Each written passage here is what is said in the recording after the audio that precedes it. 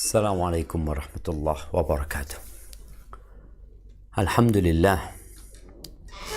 alladzi bi ni'matihi tatimmu shalihat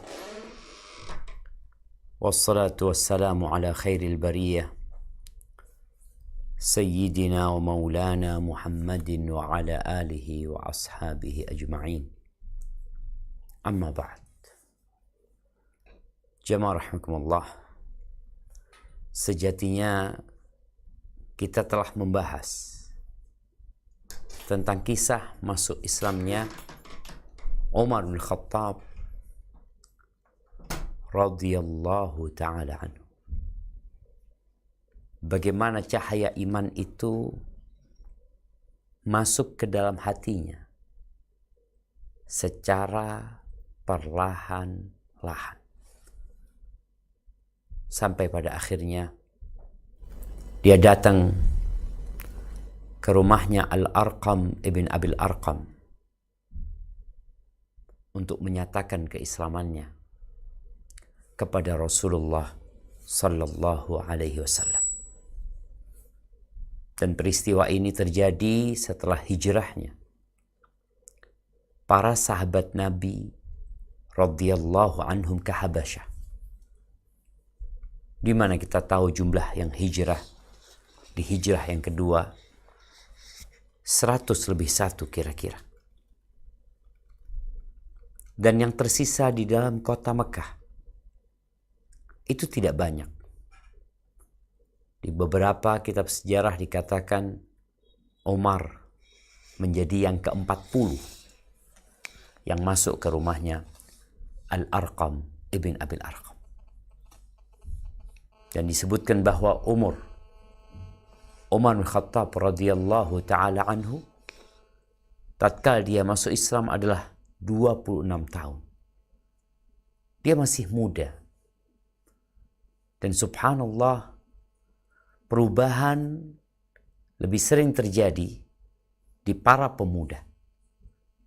Berbeda dengan orang-orang yang sepuh, yang sudah tua, yang terkadang hatinya sudah membatu, sehingga sulit untuk mendapatkan hidayah dari Allah Azza wa Jalla. Dan kita tahu Nabi alaihi salatu wasallam berdoa agar Allah memuliakan agama Islam ini dengan satu dari 2 orang yang dicintai Allah Azza wa Jalla. Dan ternyata Umar lah yang lebih dicintai daripada Amr ibn Hisham, yaitu Abu Jahal ibn Hisham al-Makhzumi. Di surat Al-An'am di ayat 122 yang diklaim oleh sebagian ahli tafsir bahwa ayat ini turun berkaitan dengan masuk Islamnya Umar bin Khattab dan tetap bertahannya Abu Jahal di atas kesyirikan. Kita akan baca ayat ini. Naam, tafadhal.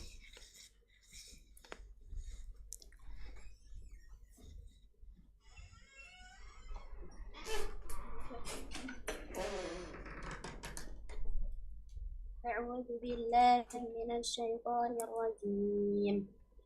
أَوَمَنْ كَانَ مَيْتًا فَأَحْيَيْنَاهُ وَجَعَلْنَا لَهُ نُورًا يَمْشِي بِهِ فِي النَّاسِ كَمَنْ مَثَلُهُ فِي الظُّلُمَاتِ لَيْسَ بِخَارِجٍ مِنْهَا كَذَلِكَ زُيِّنَ لِلْكَافِرِينَ مَا كَانُوا يَعْمَلُونَ. Dan apakah orang yang sudah mati lalu kami hidupkan dan kami beri dia cahaya yang membuatnya dapat berjalan di tengah-tengah orang banyak, sama dengan orang yang berada dalam kegelapan, sehingga dia tidak dapat keluar dari sana. Demikianlah dijadikan terasa indah bagi orang-orang kafir apa yang mereka kerjakan. Allahu Akbar, jamaah. Kita lihat bagaimana orang kafir tatkala mereka melakukan kekufuran mereka, melakukan tindakan-tindakan kesyirikan itu dalam pandangan mereka indah. Sehingga kenapa orang-orang musyrikin bertahan di atas kekufurannya. Bahkan rela mengeluarkan uang yang tidak sedikit untuk mendukung kesyirikan dan kekufurannya. Sampai mati di atas kesyirikan itu. Maka ini termasuk ujian ya. Ujian bagi manusia. Bagaimana orang melihat sebagai sebuah contoh. Muntah seekor anjing. Dia pandang indah. Kemudian dia mulai mengkonsumsi dan menghabiskan. Begitulah permisalan orang-orang yang menjadikan berhala sesembahan buat mereka. Berbeda dengan orang yang mati kemudian Allah hidupkan. Kami jadikan baginya cahaya. Dia berjalan dengan cahaya itu. Tapi buat orang-orang kafir ya tetap. Makanya kenapa ketika Umar masuk Islam, orang-orang pada ribut mengatakan dia soba. Yang artinya keluar murtad dari agama mereka. Dan Umar menolak penyebutan itu. Dia mengatakan walakinni aslamtu ma'a Rasulillah. Enggak, aku enggak murtad. Aku masuk Islam. Aku berserah diri kepada Allah Azza wa Jal dengan mentauhidkannya dan menjalankan perintah-perintah dan menjauhi larangan. Maka kita perlu memperbanyak doa agar Allah memberikan cahaya iman kepada kita dan menguatkan agama kita sampai ajal menjemput. Baik. Kita akan lanjutkan sedikit cerita pelengkap tentang masuk Islamnya Umar ibn Khattab. Nah, silahkan.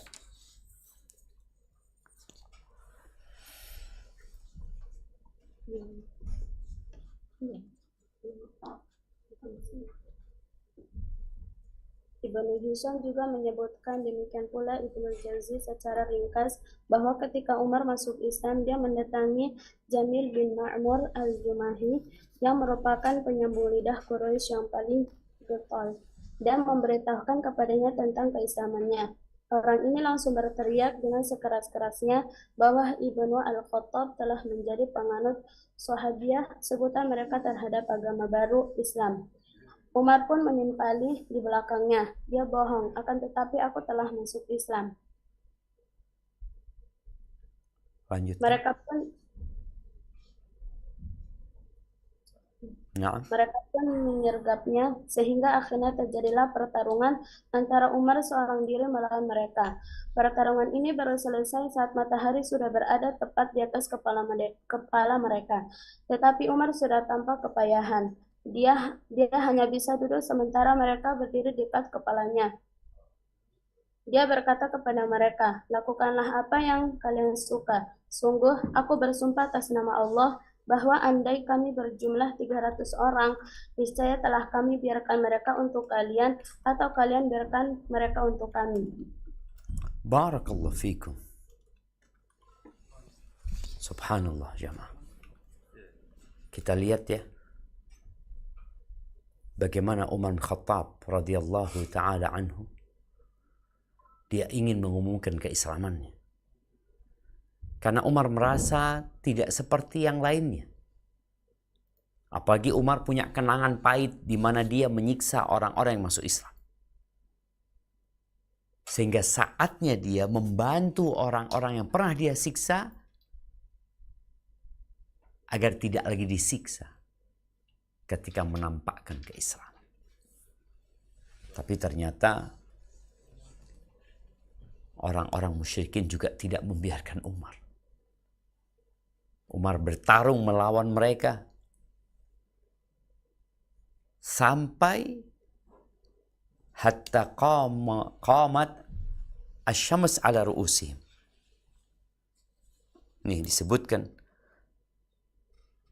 pertarungan itu baru selesai saat matahari sudah berada tepat di atas kepala mereka. Dari pagi sampai siang. Dan Umar sudah capek, disebutkan. Apa yang dilakukan Umar? Dia duduk dan orang berdiri. Karena Umar satu orang melawan banyak orang. Umar duduk lalu mengatakan kepada mereka, if'alu ma badalakum. Terserah kalian. Fa'ahlafa billah.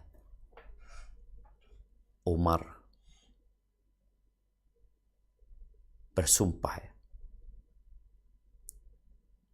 atau dia mengatakan fa'ahlifu billah, aku bersumpah dengan nama Allah Azza wa Jal,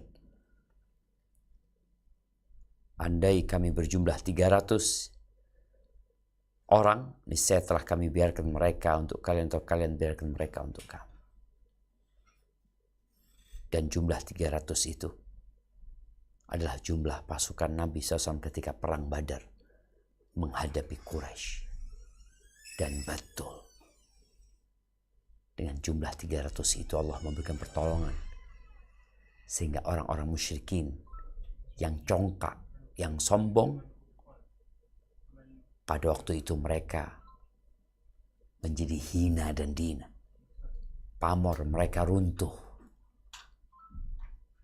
Kejayaan mereka telah mulai pudar. Ya, karena orang-orang yang congkak dan sombong akan menemui waktu di mana dia tidak mampu berbuat apa-apa lagi nantinya. Barakallahu fikum. Nah,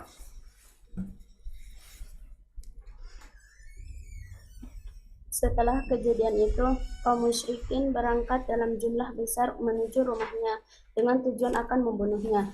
Imam Al-Bukhari meriwayatkan dari Abdullah bin Umar, dia berkata, saat Umar berada di rumahnya dalam kondisi cemas, datanglah Al-As bin Wail As-Sahmi, Abu Amru, sembari membawa mantel dan baju yang dilipat dan terbuat dari sutra. Dia berasal dari suku Bani Saham yang merupakan sekutu kami di masa jahiliyah. Umar berkata kepadanya, ada apa denganmu? Kaummu mengaku akan membunuhku bila aku masuk Islam, katanya. Umar nah, setelah ini ada yang perlu diperbaiki. Jadi yang bertanya adalah Al-As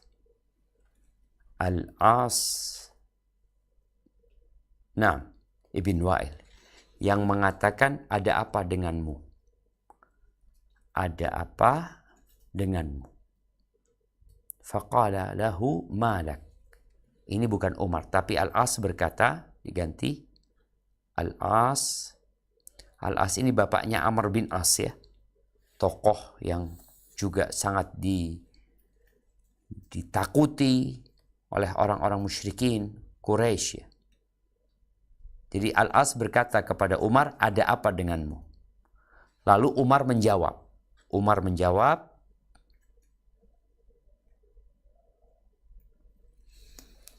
nah,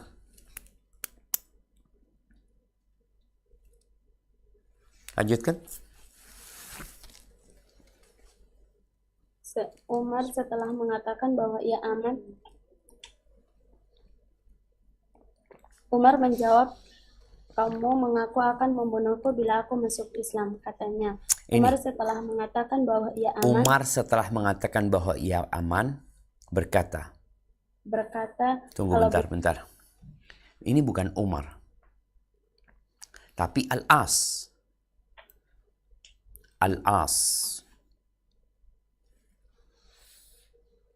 Setelah Umar tadi mengatakan, kaummu mengaku akan membunuhku bila aku masuk Islam. Qala la sabila ilaik. Al-As mengatakan, mereka Al-As mengatakan mereka tidak akan dapat, bukan kalau begitu, ya. Kalau begitu dihapus. Tapi mereka tidak akan bisa melakukan hal itu terhadapmu.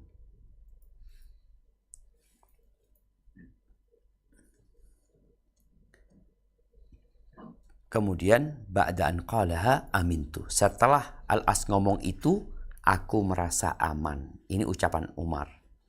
Setelah Al-As berkata, aku merasa aman. Yani Umar merasa aman. Nah, coba dibaca dari awal. Al-As berkata kepadanya, ada apa denganmu? Dibaca dari situ. Al-As berkata kepadanya, ada apa denganmu? Umar menjawab, Umar menjawab, kamu mengaku akan membunuhku bila aku masuk Islam. Katanya itu dihapus saja ya. Al-As setelah mengatakan bahwa ia Bukan. aman, Al-As berkata, mereka tidak akan ada yang bisa melakukan hal itu terhadapmu. Nah, setelah itu ya, itu dipindah. Setelah itu aku merasa aman, kata Umar. Dia diganti. Al-As berkata, tidak akan ada yang bisa melakukan hal itu terhadapmu. Al-As berkata, mereka tidak akan tidak akan bisa melakukan. Al-As berkata, mereka tidak akan bisa melakukan hal itu terhadapmu. Setelah itu, aku merasa aman, kata Umar. Al-As kemudian keluar dan mendapatkan banyak orang yang sudah memadati lembah tersebut. Lantas dia berkata kepada mereka, hendak kemana kalian? Mereka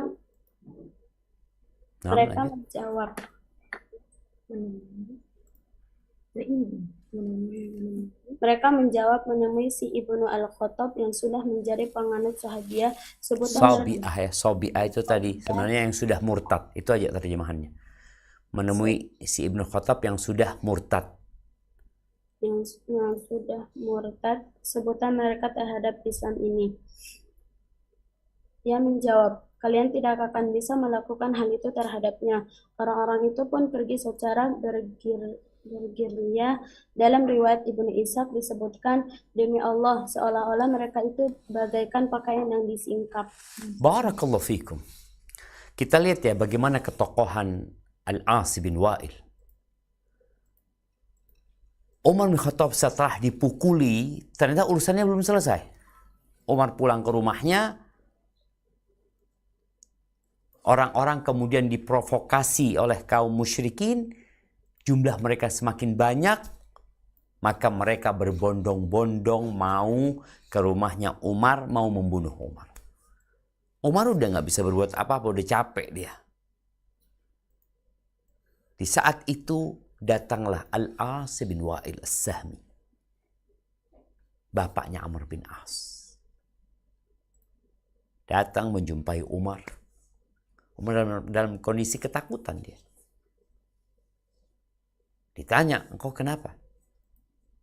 Kata Umar, kaummu bersepakat, katanya mereka, kalau aku masuk mereka akan membunuhku. Kata Al-As, enggak, mereka enggak bisa melakukan. Akhirnya Umar merasa aman. Kenapa? Karena Al-As bin Wa'il As-Sahmi, kabilah As-Sahmi ini adalah sekutunya kabilah Bani Adi, kaumnya Umar bin Khattab pada saat jahiliyah. Dan kita sudah membahas bahwa di kota Mekah tidak ada pemerintahan. Yang ada kesukuan. Setiap suku memiliki pemimpin kabilah. Dan sebagian suku agar lebih kuat lagi, maka mereka akan berkolaborasi dengan suku-suku yang lain. Salah satunya tadi, kabilah Bani Saham dengan Bani Adi.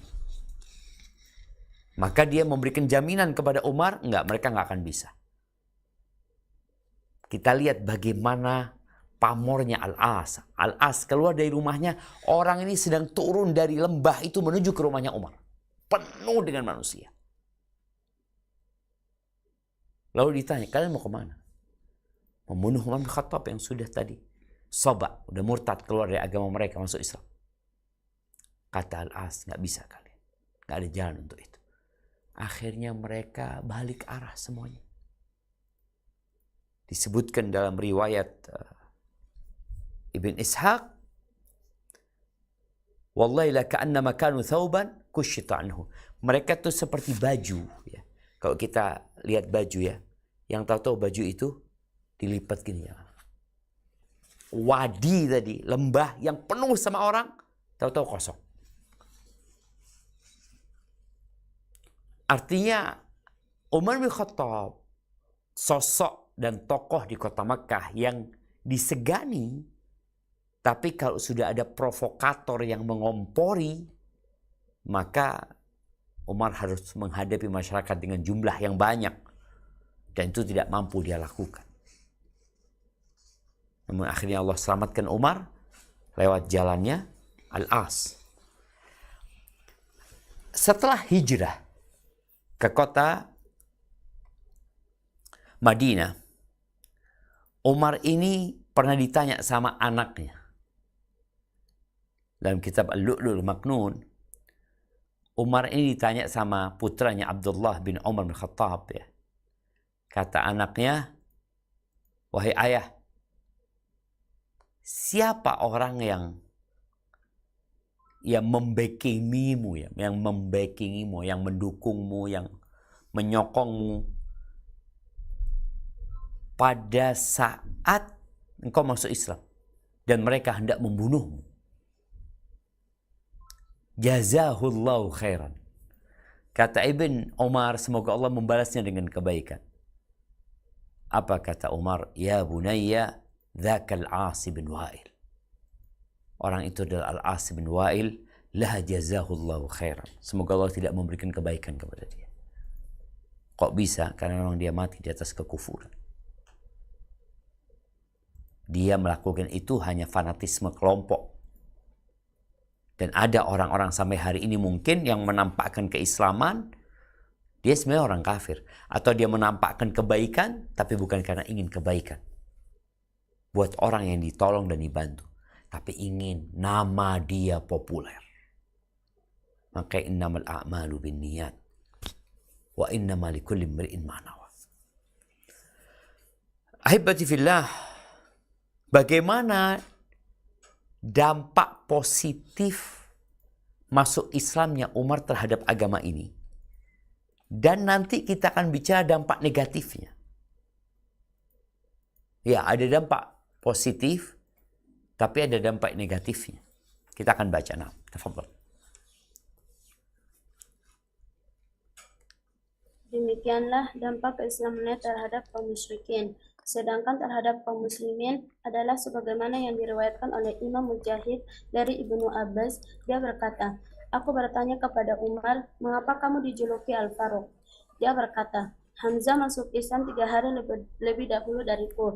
Selanjutnya dia menceritakan kisah keislamannya dan di akhirnya dia berkata, lalu aku berkata, saat aku sudah masuk Islam, wahai Rasulullah, bukankah kita berada di atas kebenaran, mati ataupun hidup? Beliau menjawab, tentu saja, demi yang jiwaku berada di tangannya, sesungguhnya kalian berada di atas kebenaran, mati ataupun hidup.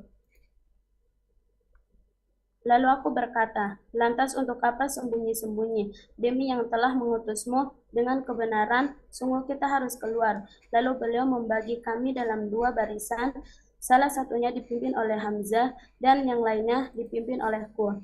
Debu dan pasir tersebut yang ditinggalkannya ibarat ceceran gandum yang dihaluskan. Akhirnya kami memasuki Masjidil Haram, kemudian aku menoleh ke arah Quraisy dan Hamzah. Mereka tampak diliputi oleh kesedihan yang tidak pernah mereka rasakan. Seperti itu sebelumnya. Sejak saat itulah Rasulullah menamaiku Al-Faruq. Barakallahu fikum. Nah, ini terjemahannya tunggu dulu, harus ada yang diperbaikin berkaitan dengan bagaimana ketika Umar bin Khattab masuk Islam. Ya memang sejak awal ya kita lihat Umar tuh sikapnya seperti ini. Dia punya tabiat yang tegas ya.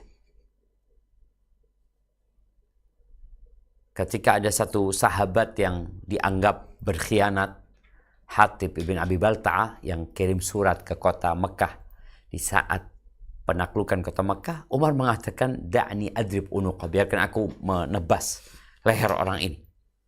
Seperti itu sikap Umar. Dan Umar bin Khattab tadi, bagaimana dia berusaha untuk beribadah terang-terangan setelah ngobrol sama Nabi SAW. Dan betul, dia melakukan itu. Berangkat, 2 shaf, Nabi di tengah, mereka berangkat menuju ke Masjidil Haram. Di sini di terjemahan, kemudian aku menoleh ke arah Quraisy dan Hamzah. Yang betul, kemudian Quraisy menoleh kepadaku dan Hamzah. 6. Fanadharat ilayya Quraisyun wa ila Hamzah. Kemudian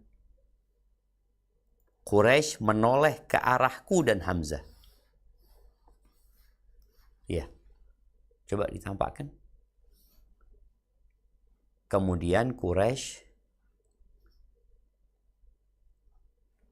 menoleh ke arahku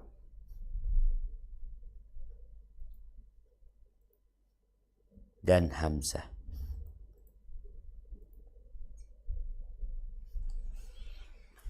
Ketika Quraisy melihat menoleh ke arah Umar dan Hamzah bersama kaum muslimin yang sebelumnya mereka tidak berani menampakkan diri mereka.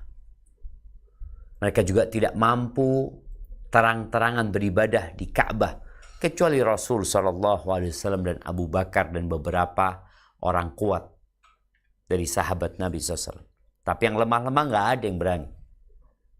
Karena mereka akan menjadi bahan ledekan plus bulian mereka baik secara lisan atau secara fisik. Orang Quraisy ketika melihat pemandangan yang tidak pernah mereka melihat, maka nanti kita akan lihat dampak negatifnya. Sedih Quraisy. Galau. Tentunya hal itu akan membuat mereka berpikir lebih dalam lagi. Bagaimana menghadapi Islam yang sekarang udah berubah kondisinya dengan masuk Islamnya Umar dan Hamzah. Dan dikatakan sejak itu disebut Umar dengan sebutan Al-Faruq. Baik, lanjutkan. Ibnu Mas'ud sering berkata, sebelumnya kami tak berani melakukan sholat di sisi Ka'bah hingga Umar masuk Islam. Nah, lanjutkan. Dari Suhaib bin Sinan Ar-Rumi, dia berkata, ketika Umar masuk Islam, barulah Islam menampakkan diri dan dakwah kepadanya dilakukan secara terang-terangan. Kami juga berani duduk-duduk secara melingkar di sekitar Baitullah, melakukan tawaf, menyimbangi perlakuan orang yang kasar kepada kami, serta membalas sebagian yang diperbuatnya.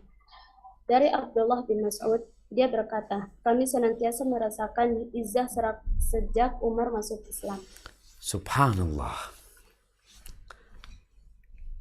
Kondisi ini tentunya membuat dan memancing kemarahan kaum musyrikin. Dan kita tahu setan tidak pernah tidur siang. Iblis pun menjadi inisiator utama buat perencanaan-perencanaan dalam rangka menghadang dakwah ini. Jadi kita harus sadar ketika dakwah itu membesar, maka badai yang datang juga akan besar.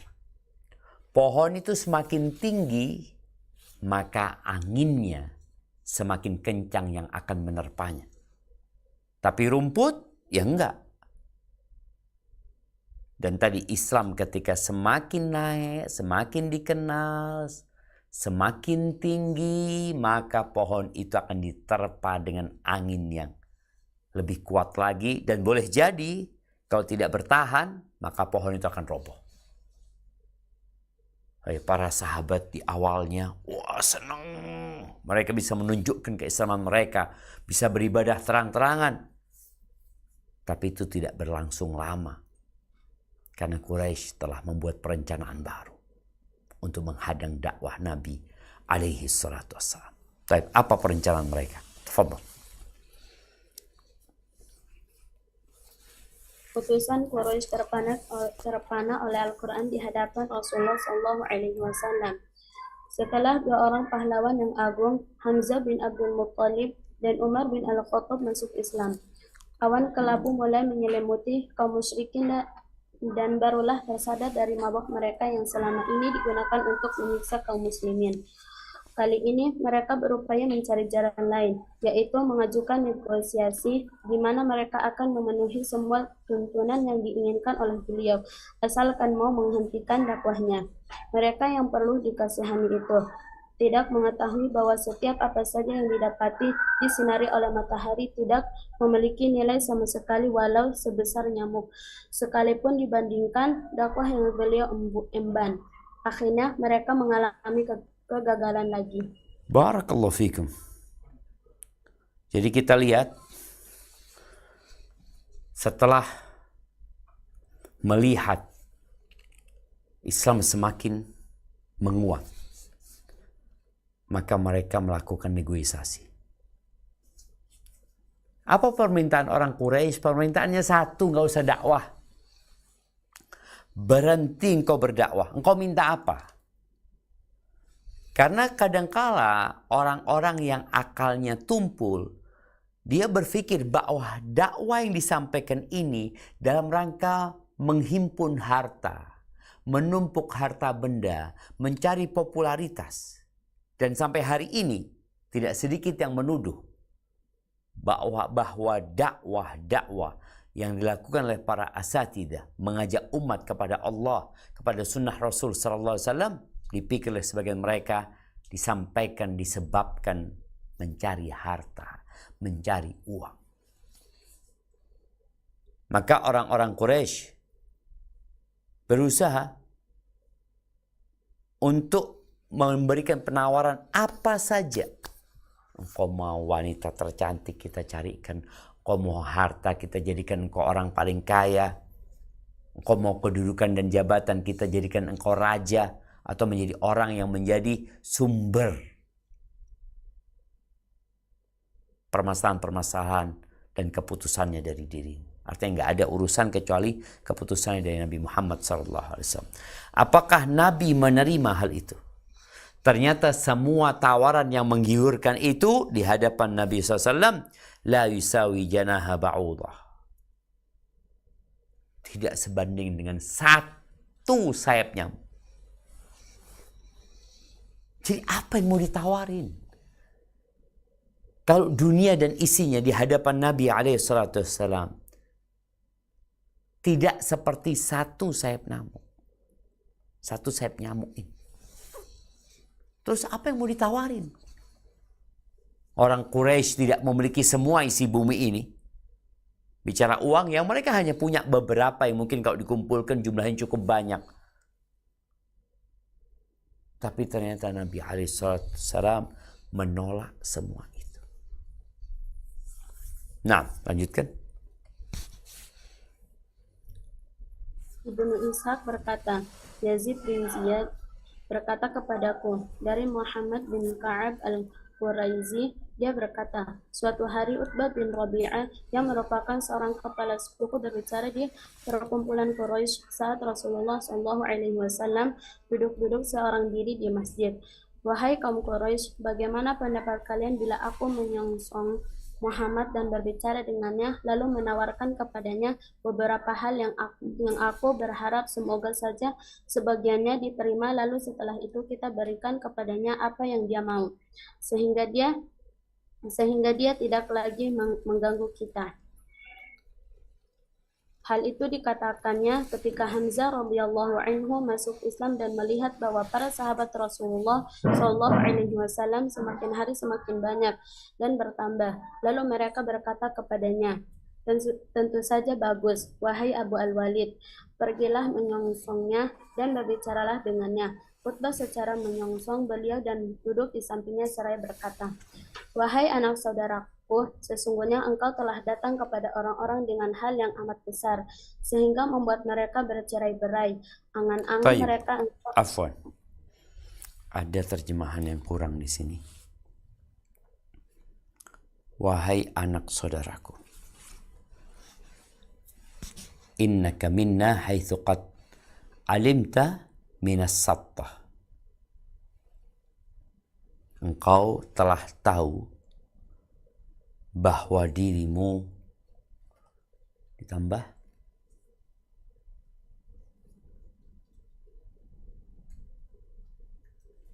memiliki kedudukan.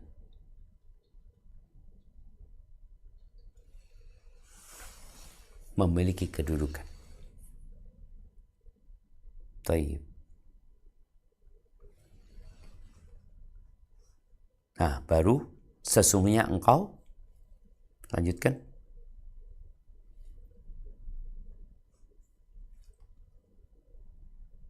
Lanjutkan. Wahai anak saudaraku, engkau tahu bahwa dirimu memiliki kedudukan yang tinggi.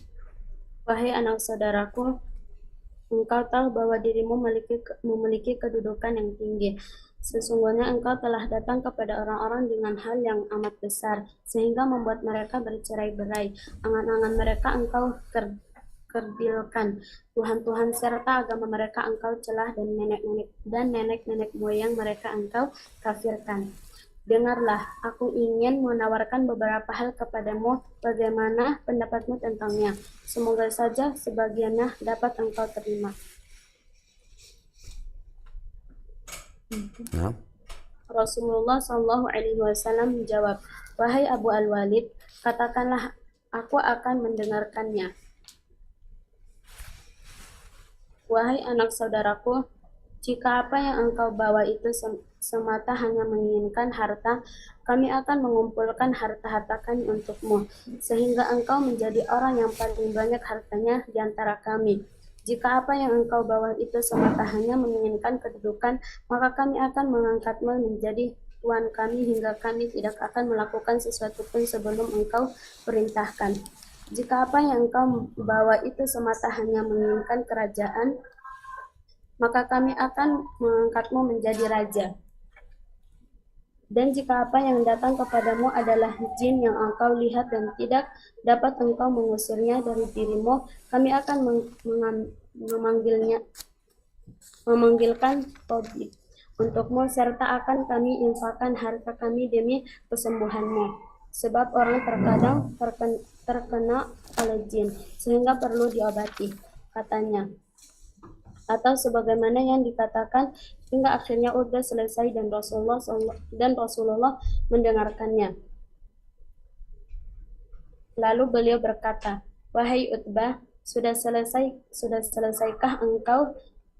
Dia menjawab, iya. Beliau berkata, nah sekarang dengarkanlah diriku. Dia menjawab, ya akan aku dengar. Beliau membacakan firman-Nya. Hamim, diturunkan dari Tuhan yang maha pemurah lagi maha penyayang. Kitab yang dijelaskan ayat-ayatnya, yakni bacaan dalam bahasa Arab untuk kaum yang mengetahui, yang membawa berita gembira dan yang membawa peringatan. Tetapi kebanyakan mereka berpaling, tidak mau mendengarkan. Mereka berkata, hati kami berada dalam tutupan yang menutupi apa yang kamu seru kami kepadanya. Fussilat ayat 1-5. nah, lanjutkan. Kemudian Rasulullah SAW melanjutkan bacaannya. Tatkala Utbah mendengarnya, dia malah diam serta khusyuk, mendengarkan sambil bertumpu di atas kedua tangannya yang diletakkan di belakang punggungnya hingga beliau selesai, dan ketika melewati ayat sajadah, beliau sujud. Setelah itu beliau bersabda, wahai Abu Al-Walid, engkau telah mendengarkan apa yang telah engkau dengar tadi. Sekarang terserah padamu. Barakallahu fikum. Kita lihat ya bagaimana kaum musyrikin ternyata memang berusaha untuk menghalangi dakwah ini dengan segala cara. Dengan kekuatan fisik, dengan rayuan-rayuan gombal mereka. Kalau disiksa nggak bisa, maka mereka akan membuat rayuan, penawaran-penawaran yang nyaman sebenarnya. Apa tawaran mereka? Di mana Al-Walid, ini Abu Walid berangkat ya. menjumpai Nabi SAW setelah berdialog dengan kaumnya.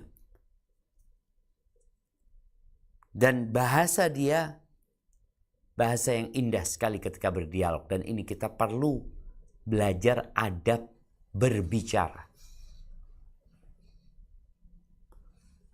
Al-Walid berkata kepada Nabi SAW, menyebutkan kemuliaan Rasul SAW. Engkau adalah orang yang kedudukannya tinggi, engkau orang yang mulia, berbudi luhur ya.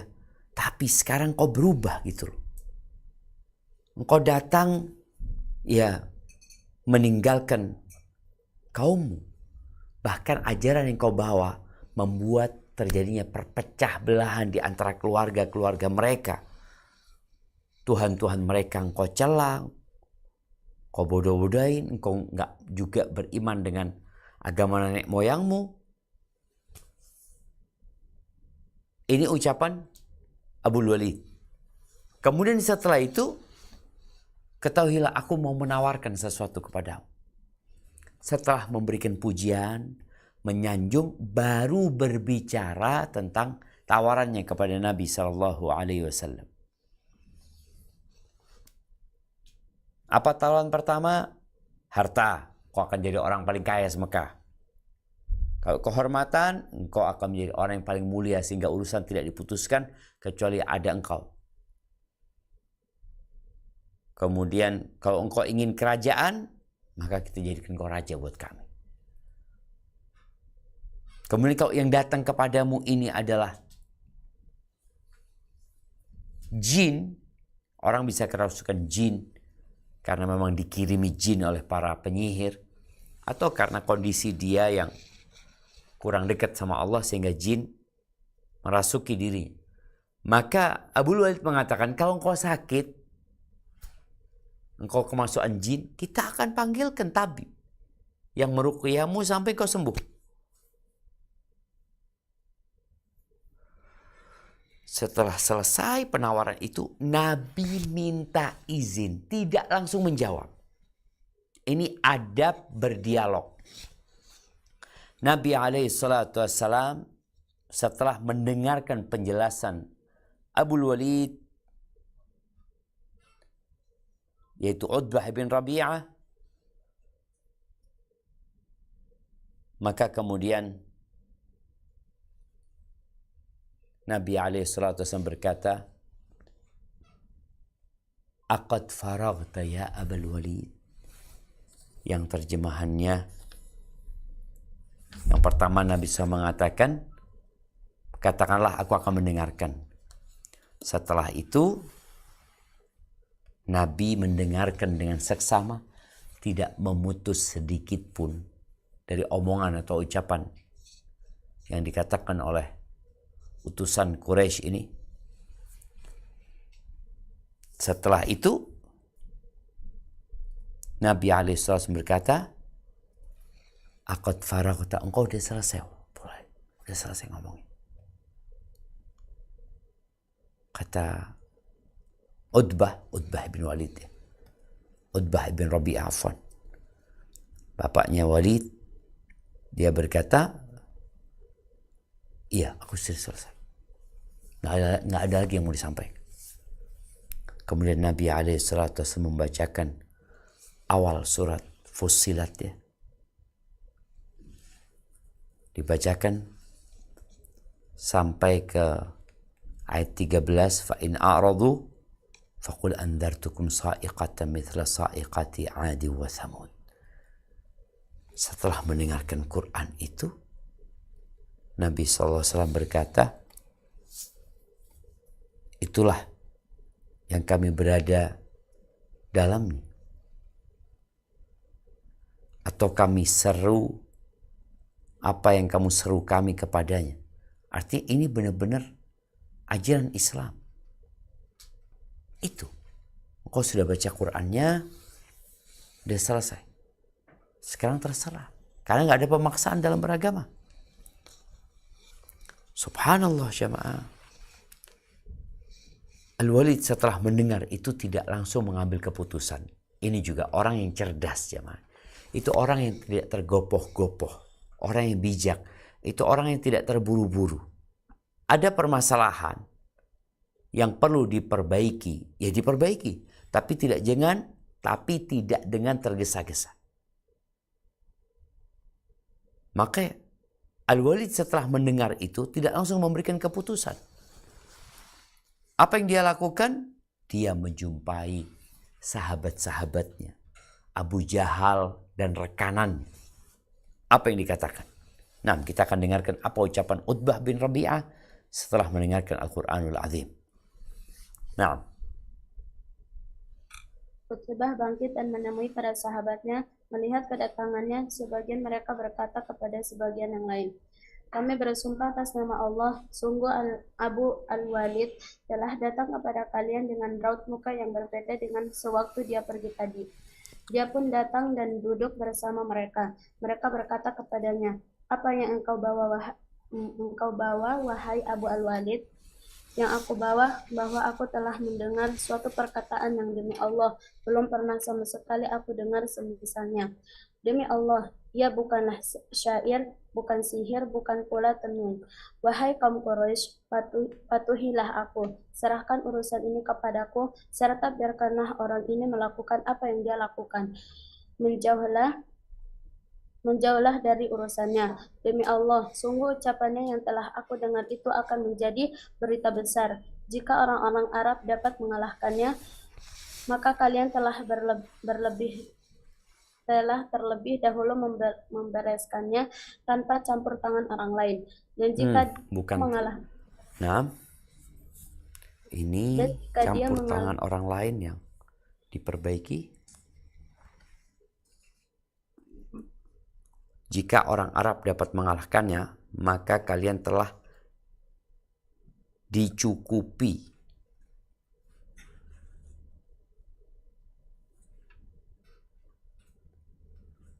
dengan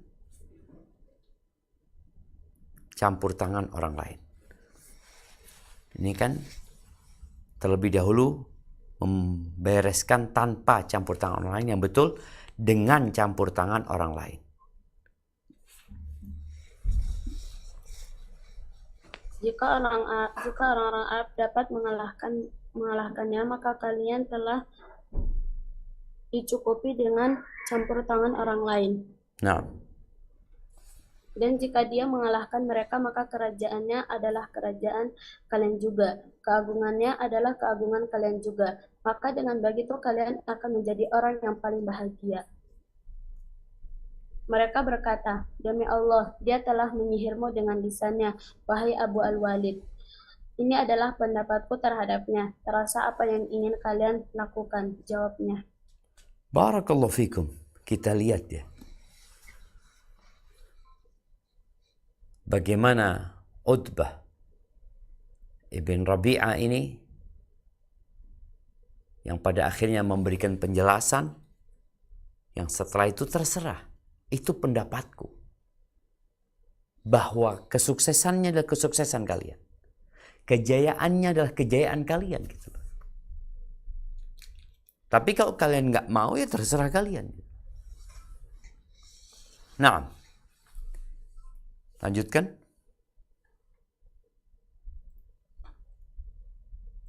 Dalam riwayat lain, Utbah menyimak sampai mendatangi Rasul Sallallahu Alaihi Wasallam hingga firman-Nya, "Fa'in a'radu faqul anzartukum sa'iqatan misla sa'iqati 'adin wa thamud." Jika mereka berpaling, maka katakanlah, aku telah memperingatkan kamu dengan petir, seperti petir yang menimpa kaum 'Ad dan Tsamud. Fussilat ayat 13. Dia berdiri gemetaran lalu meletakkan tangannya di mulut Rasulullah SAW dan berkata, semoga Allah memberimu kebaikan dan kasih sayang. Naam. Ini terjemahan yang perlu diperbaiki. Tapi yang bukan semoga Allah, tapi aku memohon dengan nama Allah dan Rahim.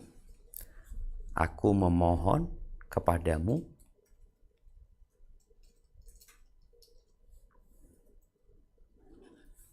dengan nama Allah dan Rahim.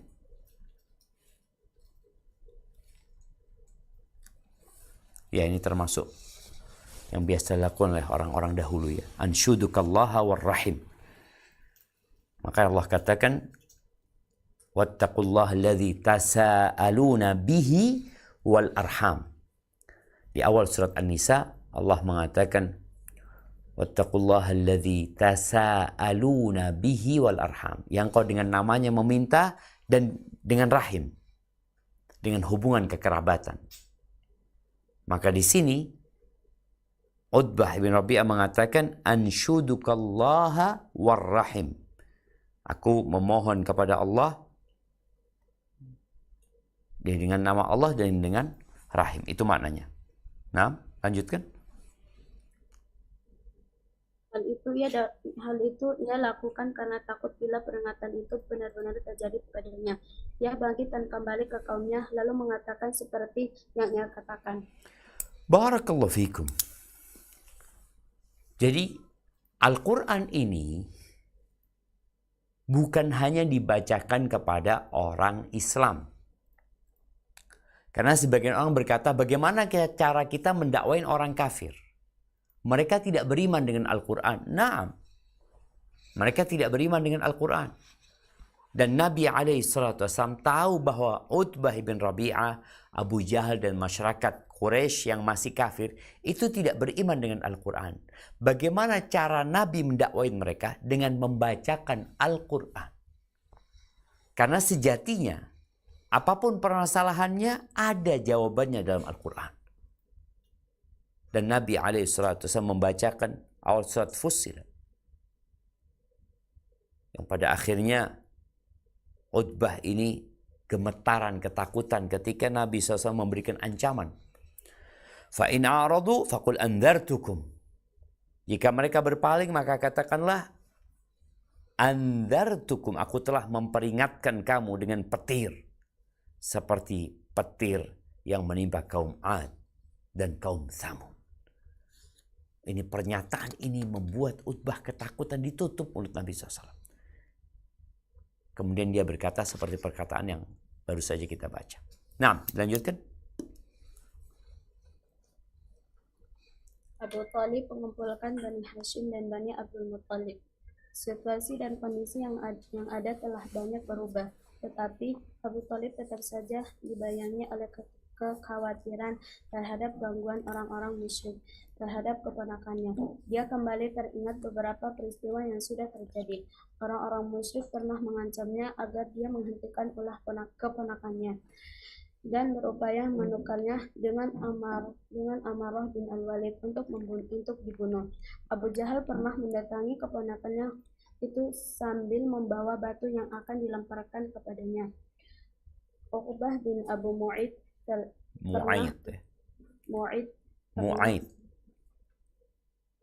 Uqbah bin Abi Mu'aid. Uqbah bin Abu Mu'aid. Kasih A, habisnya U, kasih A. Mu'aid.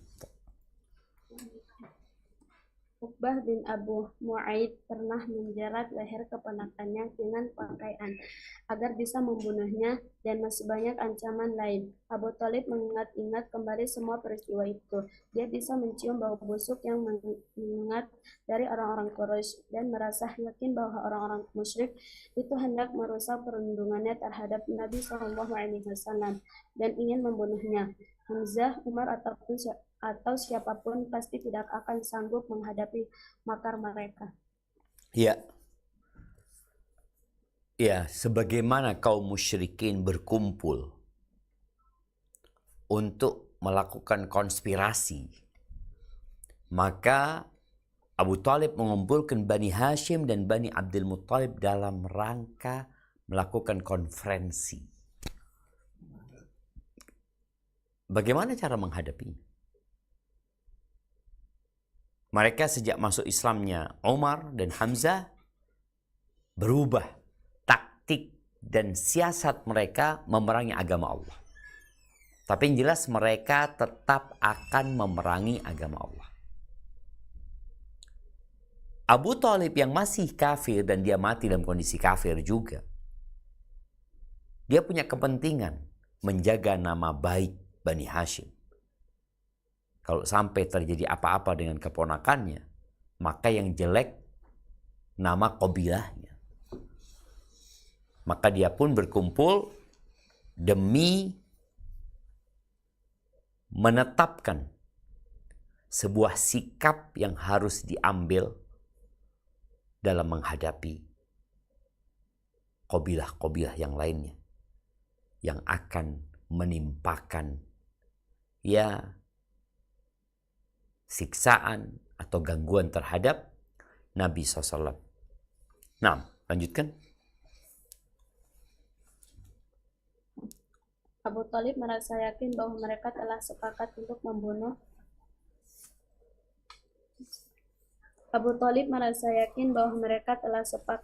membunuh Rasulullah SAW secara terang-terangan. Kesepakatan mereka itu sebenarnya telah diisyaratkan di dalam firman Allah. Abramu amran fa inna mubrimun. Bahkan mereka telah menetapkan satu tipu daya jahat, maka sesungguhnya kami menetapkan pula. Surat Az-Zukhruf ayat 79. Lantas apakah yang akan dilakukan Abu Thalib? Dia berdiri di tengah-tengah anggota keluarganya, Bani Hashim, Bani Abdul Muthalib, dan Bani Abdul Manaf, meminta kesediaan mereka untuk melindungi keponakannya. Ternyata mereka menganggapnya untuk baik yang kafir maupun yang muslim. Sebagian langkah untuk menjaga kekerabatan orang yang tidak bergabung dalam kesedihan tersebut adalah saudaranya Abu Lahab. Dia memisahkan diri dari mereka dan bergabung bersama orang-orang Quraisy lainnya. Nah, jadi kalau dilihat bagaimana Bani Hashim, Bani Muttalib bukan Bani Abdul Muttalib tapi Bani Muttalib dan Bani Abdi Manaf dikumpulkan oleh Abu Thalib, kemudian mereka bersepakat untuk melindungi. Karena sepertinya, dan itu bisa dipastikan, orang-orang Quraisy ini sudah buntu pikiran mereka. Karena segala cara sudah ditempuh. Maka satu-satunya jalan buat mereka agar dakwah ini terhenti, maka aktor dakwahnya harus dieksekusi. Siapa yang hendak mereka bunuh? Nabi Muhammad SAW. Maka tadi Bani Hashim, Bani Al-Muttalib, Bani Hashim, Bani Muttalib. Oh, tunggu, ini ada yang kurang tepat ya. Coba diperbaiki, ditampakkan. Dia berdiri di tengah-tengah anggota keluarganya, Bani Hashim dan Bani Al-Muttalib. Bukan Abdul Muttalib ya. Dihapus.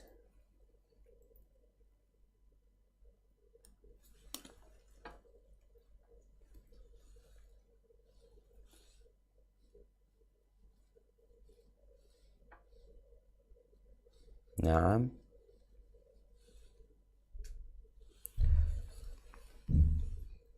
Taib, di sini disebutkan dan Bani Abdi Manaf. Diganti bukan kedua anak Abdi Manaf. Bani Hashim dan Bani Al-Muttalib. Kedua anak Abdi Manaf. Nah, jadi anak-anaknya Abdul Manaf ini banyak. Yang terkenal adalah Hashim ibn Abdi Manaf, kemudian Al-Muttalib ibn Abdi Manaf, kemudian ada Abd Syams ibn Abdi Manaf, kemudian Naufal bin Abdi Manaf. Ini disebutkan anak-anak lakinya mereka ada 4. Jadi Naufal, Abdul Syams, Al-Muttalib, dan Hashim. Yang bergabung adalah Hashim dan Al-Muttalib. Jadi anak-anaknya Hashim dan Al-Muttalib ya. Adapun dari Abdi Syams ini muncul Umayyah. Abdi Syams punya anak Umayyah yang anaknya itu nanti adalah Abu Sufyan. Abu Sufyan ada Abul As ya. Tapi yang ingin kita sampaikan bahwasanya yang bergabung itu dua anaknya Abdi Manaf, Hashim dan Al-Muttalib. Adapun Abdi Syams dan Naufal tidak. Mereka tidak bergabung. Dan dari keluarga Al-Muttalib ada juga yang nggak bergabung. Siapa? Abu Lahab. Dia memisahkan diri. Dia memilih untuk bergabung dengan orang-orang Quraisy lainnya. Ini termasuk pengkhianat dalam kesukuan ya. Jadi setelah kesepakatan itu dibuat oleh Abu Talib, maka tentunya akan ada tindakan dari orang-orang musyrikin Quraisy ya, dari kabilah-kabilah Quraisy lainnya dalam menghadapi sikap yang diambil oleh Abu Talib. Mereka mau membunuh, artinya kabilah-kabilah yang lainnya itu bersepakat, bersekongkol, melakukan konspirasi dan makar untuk membunuh Nabi Muhammad SAW karena mereka sudah melakukan berbagai macam cara tapi ditolak oleh Abu Talib. Maka satu-satunya cara buat mereka bunuh. Baik. Untuk menguatkan kabilahnya, maka Abu Talib mengumpulkan mereka bahwa kita akan menjadi benteng yang kokoh untuk melindungi Muhammad SAW. Dan mereka sepakat untuk melakukan ini. Ahibati fillah. Kita lihat ya dengan masuk Islamnya Umar bin Khattab, masuk Islamnya Hamzah. Ombak itu semakin dahsyat. Angin itu semakin kencang. Tadi udah disebutkan, pohon itu semakin tinggi, maka anginnya semakin kencang. Dan itu yang terjadi. Apa yang dilakukan oleh kabilah-kabilah Quraisy lainnya? Insya Allah kita akan bahas pada pertemuan yang akan datang, di mana akhirnya mereka bersepakat, bersatu padu untuk melakukan pemboikotan. Boikot sosial, boikot ekonomi, dan itu berdampak. Jadi boikot itu salah satu alat perang.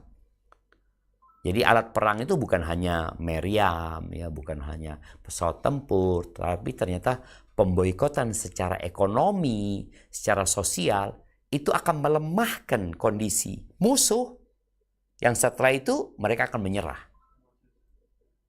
Dan kita akan melihat bagaimana proses pemboikotan ini, apa yang terjadi dalam pemboikotan tersebut, dan apakah Bani Hashim dan Bani Al-Muttalib akhirnya menyerah, atau apa yang terjadi. Insya Allah akan kita bahas pada pertemuan yang akan datang. Kita masuk ke sesi tanya jawab. Anda kembalikan ke moderator kita. Jazakillah khair. Ustaz, untuk selanjutnya kita masuk pada sesi tanya jawab. Untuk pertanyaan pertama yang masuk lewat chat Zoom. Bismillah, Assalamualaikum warahmatullahi wabarakatuh. Waalaikumsalam warahmatullahi wabarakatuh. Nah, Terus izin bertanya Ustaz, mengapa Umar bin Khattab radhiyallahu anhu sangat dibenci oleh Syiah Rafidhah? Itu Ustaz pertanyaannya. Masya Allah, barakallahu fiik ya. Ya, kalau bicara kenapa mereka benci, sejatinya mereka benci dengan agama Allah Subhanahu wa taala. Namun memang di masa Umar bin Khattab, orang-orang Syiah ini kan kebanyakan dari Majusi sana, dari Persia, dari Iran sana. Kerajaan Persia itu runtuh di masa Umar bin Khattab radhiyallahu taala anhu. yang memang Raja Persia yang namanya Kisra, artinya sebutan Raja Persia itu Kisra, sebutan Raja Romawi itu Kaisar, sebutan Raja Habasya itu Najasyi, sebutan Raja Mesir itu apa? Fir'aun. Itu penyebutan raja, bukan namanya. Kisra itu setelah penaklukan kota Mekah, Nabi SAW mengirim surat. Yang isi surat itu adalah dakwah, mengajak mereka untuk masuk ke dalam Islam. Mengirim surat ke raja-raja Arab, ke Persia, di mana di situ ada Kaisar Romawi, ke Syam ya, ke Syam, di situ ada Raja Romawi, Kaisar, dan ke Persia, di situ ada raja orang-orang Persia, yaitu Kisra. Romawi itu menghormati surat yang datang dari Nabi SAW. Membalasnya dengan kebaikan. Kemudian Muqawqis yang di Mesir juga seperti itu. Dari surat-surat yang dikirim itu, yang paling parah sikapnya adalah Kisra. Dirobek surat Nabi SAW. Maka Nabi SAW berdoa agar Allah merobek kerajaan mereka. Dan itu terjadi di masa Umar Al-Khattab. Maka mereka benci sekali. Maka mereka benci kepada Umar dan mereka sangat suka dengan Abu Lu'lu Al-Majusi yang membunuh Umar Al-Khattab. Yang sampai hari ini ada monumennya Baba Syuja. Di Persia sana, di Iran sana. Mereka mengagungkan. Karena memang Umar Al-Khattab yang menegakkan ya. Dia yang dibenci sama mereka ya Abu Bakar, Umar. Dianggap juga oleh mereka Umar itu merampok kekuasaan dari Ali bin Abi Thalib radhiyallahu anhu, padahal mereka adalah sahabat-sahabat yang saling mencintai sebenarnya. Jadi itu yang dilakukan oleh orang-orang Syiah sebenarnya. Mereka benci sekali dengan Umar bin Khattab karena perjuangan Umar menegakkan agama Allah ini sehingga kerajaan Persia itu hancur dan tidak berdiri. Akhirnya mereka berusaha untuk bersembunyi di balik keluarga Nabi SAW.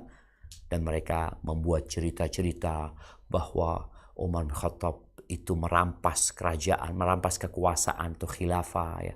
Mereka juga membuat cerita yang sangat dramatik ya.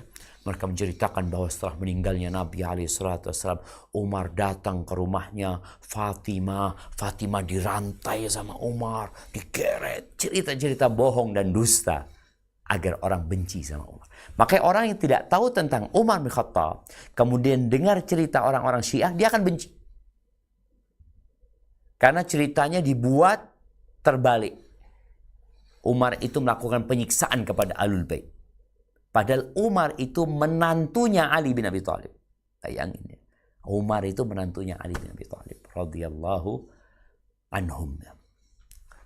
Barakallahu fiik. Nah.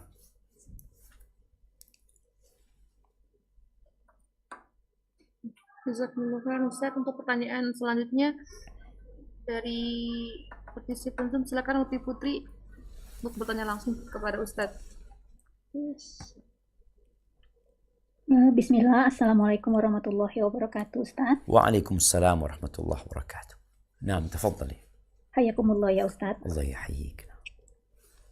Afwan Ustaz, karena tuh terinspirasi dari Umar bin Khattab radhiyallahu ta'ala anhu, bahwa beliau itu tegas dan dakwahnya terang-terangan Ustaz. Dan ketika Ana mulai hijrah dan ingin mengajak teman-teman, kemudian keluarga yang notabene mereka adalah orang-orang yang berpendidikan tinggi dalam hal dunia ya Ustaz, rata-rata bergelar ya S1 minimal dan ada yang udah gelar doktor dan lain-lain, tetapi mempunyai pemikiran yang beragam tentang dakwah sunnah ini gitu Ustaz. Dan banyak juga yang mereka langsung terkesima dengan dai ataupun dengan pengajar-pengajar yang hafal Al-Quran, yang tahu letak hadis nomor sekian apa sekian, dan ketika Anda tunjukkan syubhatnya dan lain-lain, itu mereka langsung mengatakan, wah Jangan dong mau membeda-bedakan asatizah. Oh tidak, asatizah itu harus dipilih, kata Ana. Dan Ana juga termasuk orang yang, mohon nasihatnya Ustaz, Ana termasuk orang yang sedikit agak ngegas gitu, Ustaz, tegas bahwa tidak, guru Ana jelaskan, guru Ana Ustaz Safi, Ustaz Firanda, yang jelas-jelas lulusan Madinah, yang jelas-jelas fakih ilmunya gitu. Anda apa yang bisa ini diambil dari guru Anda, kata Ana gitu kan Ustaz. Udah jelas-jelas subhatnya ada, udah jelas-jelas pendalilannya juga salah. Anda masih tetap bersikuku bahwa itu bisa diambil ilmunya gitu Ustaz. Mohon nasihatnya Ustaz supaya Anda juga gimana ya Ustaz, dia juga bisa berlemah lembut, tetapi mereka ini orang-orang berpendidikan dan ngeyel gitu Ustaz. Nah, Mohon nasihatnya Ustaz ya, jazakallahu khairan Ustaz, barakallahu fiik. Masya Allah. Assalamualaikum warahmatullahi wabarakatuh. Waalaikumsalam warahmatullahi wabarakatuh. Nah, mahibati fillah, orang itu memiliki karakter yang berbeda-beda. Sebagaimana 4 sahabat Nabi, khalifah setelah beliau, alaihi salatu wassalam. Bagaimana Abu Bakar Siddiq, beliau lembut tapi dibalut dengan ketegasan. Umar tegas tapi ada kelembutan dia. Bagaimana Utsman bin Affan, seorang yang pemalu dan dermawan dengan hartanya, yang dia juga penuh dengan kelembutan. Bagaimana Ali bin Abi Thalib dengan keberaniannya. Mereka berbeda-beda. Maka kalau kita lihat sikap mereka ketika menjadi khalifah itu beda. Namun apabila syariat yang menaungi tabiat-tabiat itu, maka tabiat itu akan tunduk kepada syariat. Kalau bicara diri kita sekarang, tadi mamanya Ibu Putri bagaimana menghadapi keluarganya, memang yang dibutuhkan adalah kesabaran. Kita nggak bisa memberikan hidayah kepada mereka. Kewajiban kita hanya menyampaikan. Sampaikan dengan cara yang baik. Yang kedua, apakah perdebatan itu dibutuhkan? Seperti tadi cerita debat ya antara Ibu Putri dengan keluarganya. Kita perlu pintar-pintar melihat situasi dan kondisi. Nabi alaihi salatu wasallam mengatakan, "Ana za'imun bi baitin fi rabadil jannah liman taraka al-mira'a wa in kana muhiqqan." Aku menjaminkan sebuah rumah di pelataran surga bagi siapa? Bagi orang yang meninggalkan perdebatan walaupun dia benar. Jadi ada kondisi yang perdebatan itu membuat orang semakin jauh dari kita, semakin jauh dari dakwah ini. Maka nggak usah didebat. Tapi paling tidak sampaikan kepada mereka, jazakallah khair ya, ana dalam kondisi masih belajar, ana akan terus menuntut ilmu. Dan kalau tadi dikatakan belajar itu kepada siapa saja, ya enggak. Sampaikan ana akan belajar ya kepada orang yang ana yakin dengan ilmunya. Karena khawatir dengan iman kita, sebagaimana kita kalau ke dokter kita milih-milih. Kita milih ke dokter. Kok ketika kita bicara hati kita berikan kepada siapa saja? Enggak. Sampaikan selalu ungkapan yang menunjukkan kita ini sedang belajar. Sehingga kita tidak menggurui mereka. Enggak, aku sedang belajar. Aku sedang menuntut ilmu, aku ingin menjadi lebih baik lagi. Dan tadi kalau disampaikan aku belajar kepada beberapa ustadz ini. Adapun tadi mungkin ustadz-ustadz yang disampaikan ya buat aku minta maaf. Jadi bahasa aku sedang belajar, kemudian aku minta maaf. Kalau mungkin mereka ada hal-hal yang ditanyakan disampaikan, aku akan pelajari kembali sambil terus didoakan. Soalnya Allah Azza wa Jalla mengatakan kepada Nabi SAW, "Fabima rahmatin minallahi linta lahum." Atas dasar rahmat Allah kepadamu, engkau jadi lembut sama mereka. Lembut. Walau kunta faddan ghalidhal qalbi lan faddu min hawlik. Kalau engkau kasar, keras hatinya, orang akan kabur dari engkau. Contoh nih kejadian Wuhaib ibn Amr, Umair ibn Wahab ya, Al-Jumahi. Umair ibn Wahab Al-Jumahi. Ketika dia datang ke kota Madinah hendak membunuh Nabi SAW, dia datang bawa pedang. Sama Umar itu di luar, dipegang lehernya dengan tali pedangnya, dibawa menjumpai Nabi SAW. Apa sikap Nabi SAW? Tahu Umar, biarkan Umar.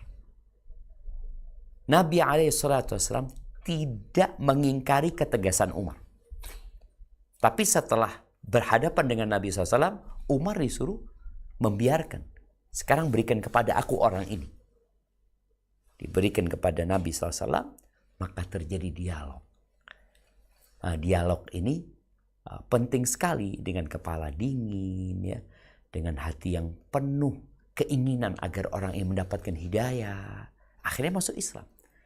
Tapi ada kondisi tadi Utbah ibn Rabi'ah yang Nabi SAW telah membacakan kepada dia ayat-ayat Allah dan dia tahu dengan kebenaran itu. Tapi dia nggak masuk Islam juga. Apa yang bisa lagi? Nggak ada. Kita cuma bisa menyampaikan dengan cara yang baik. Ya. Itu saja. Dan anak ingat pesan seorang Syekh Ibrahim Ruhaili. Ketika kita belajar sama beliau di masjid kampus dulu. Bicara tentang thalathatul usul ya. Kemudian bicara tentang 4 kewajiban yang harus diketahui ya. Berilmu, beramal, bersabar, dan berdakwah dan bersabar. Beliau menyampaikan yang tidak penyabar jangan berdakwah. Karena dikhawatirkan dia ingin membangun tapi dia ingin menghancurkan. Yang dikhawatirkan dia membuat orang kabur padahal sebenarnya dia ingin orang-orang itu mendekat. Gara-gara dia nggak sabar. Mungkin emosi, mungkin marah ya. Karena orang kalau sudah marah kadang-kadang nggak kontrol apa yang dia ucapkan. Hadza wallahu a'lam bissawab. Nah. Ustaz, masih ada waktu Ustaz ya untuk. Nah, mungkin satu pertanyaan lagi sebelum kita ke kuis. Nah, silakan untuk Muhammad bertanya langsung pada Ustaz. Assalamualaikum Ustaz. Waalaikumsalam warahmatullahi wabarakatuh.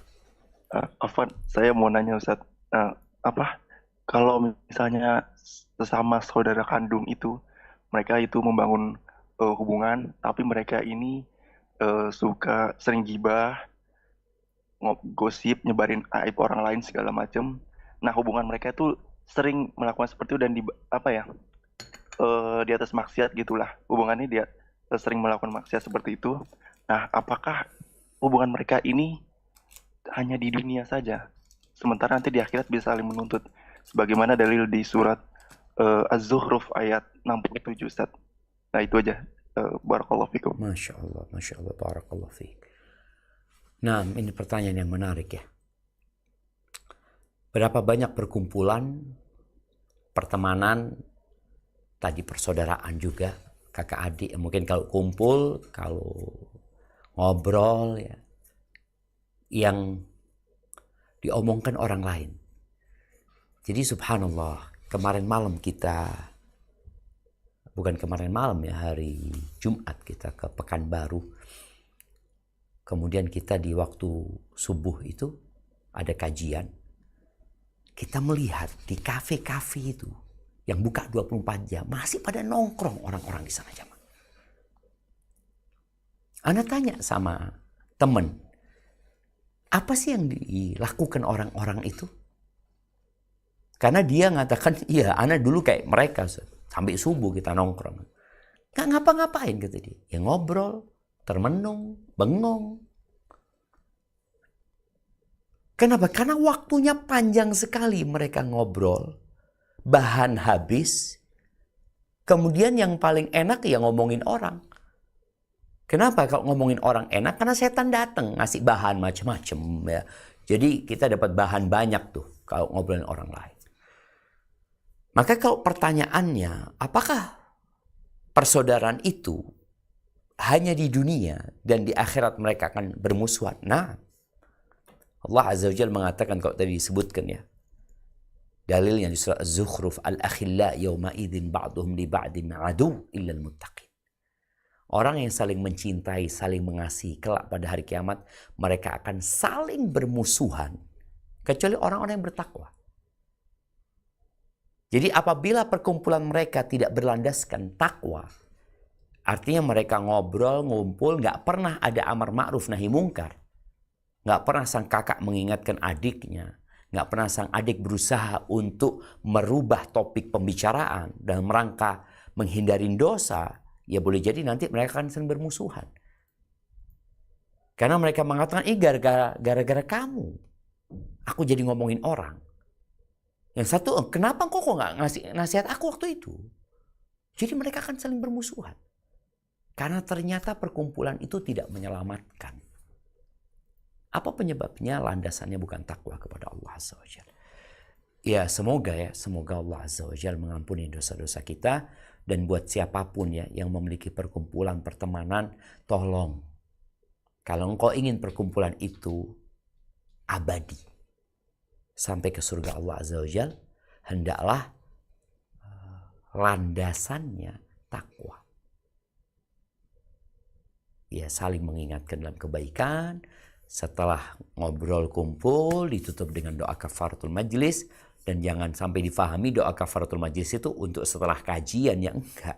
Untuk majlis itu malah lebih penting lagi. Karena kadang-kadang di situ ada banyak ya tergelincir lisan kita. Maka kita tutup dengan doa kafaratul majlis. Doa penghapus majlis. Bukan majlis ilmu ya. Majlis apa saja. Barakallahu fiik. Mungkin kita masuk ke kuis. Taib, pertanyaan yang pertama. Siapakah orang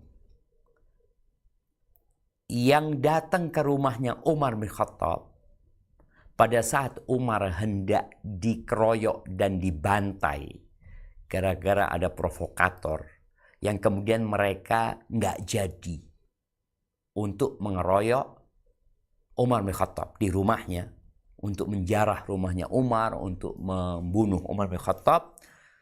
Siapa namanya dan kenapa? Buat santriwati.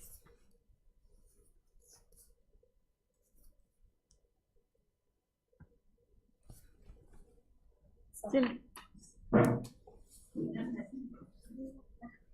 Aku dibantu di pengadilan.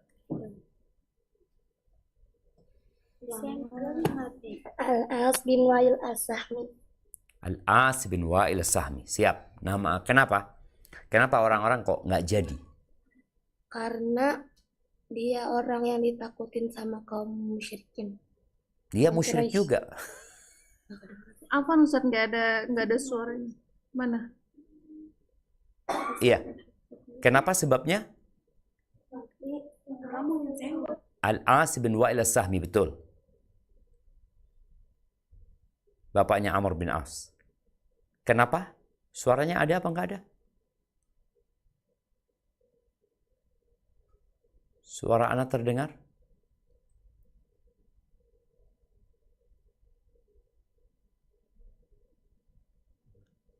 Naam. Al-As bin Wa'il As-Sahmi. Taib. Afwan, Ustaz. Tadi nggak ada suaranya Ustaz, ini baru ada. Siap. Jadi Al-As bin Wa'il As-Sahmi, betul. Terus kenapa? Karena dia orang yang ditakutin sama kaum Quraisy. Iya. Dan dia satu sekutu sama qabilahnya Umar bin Khattab. Ya. Baik, barakallahu fiik. Pertanyaan yang kedua. Sebutkan. Oke, ini pertanyaan buat yang umum. Buat yang umum. Bukan buat santriwati, yang umum. Pertanyaannya, sebutkan 4 anaknya Abdi Manaf dan siapa yang bergabung dengan Abu Thalib. Silakan untuk Aisyah untuk menjawab pertanyaan.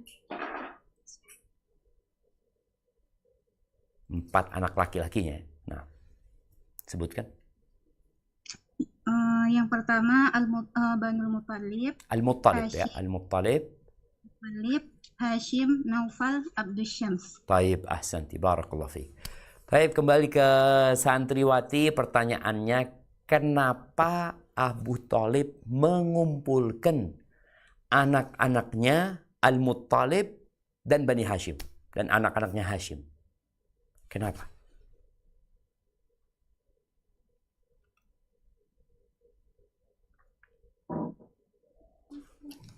Jangan sampai kesini. Menjawab tadi gitu. Untuk meminta perlindungan bagi ponakannya dan untuk menjalin hubungan kekerabatan. Diulangi suaranya kecil. Untuk melindungi ponakannya dan untuk menjalin hubungan kekerabatan. Taib. Barakallahu fiik. Siap untuk melindungi Nabi Muhammad SAW karena ada isu yang tersebar orang-orang Quraisy melakukan konspirasi untuk membunuh Nabi Muhammad SAW. Maka mereka menyusun kekuatan, menyusun solidaritas agar kita bersatu, nggak ada yang boleh menyentuh Nabi Muhammad SAW. Barakallahu fiik. Itulah jamaah yang dapat kita kaji pada kesempatan kali ini. Semoga Allah memuliakan agama Islam ini yang tentunya ketika dakwah semakin besar, maka gangguan dan tantangan akan semakin besar pula. Dengan pertolongan Allah Azza wa Jal, kita akan bisa menghadapi semua itu dan tentunya perlu menyusun strategi, perlu duduk bersama, bermusyawarah agar langkah yang diambil tidak sampai bertentangan dengan syariat Allah Azza wa Jalla. Jazakumullah khair. Ana mohon undur diri, ana kembalikan ke moderator. Jazakallah khair. Assalamualaikum warahmatullahi wabarakatuh.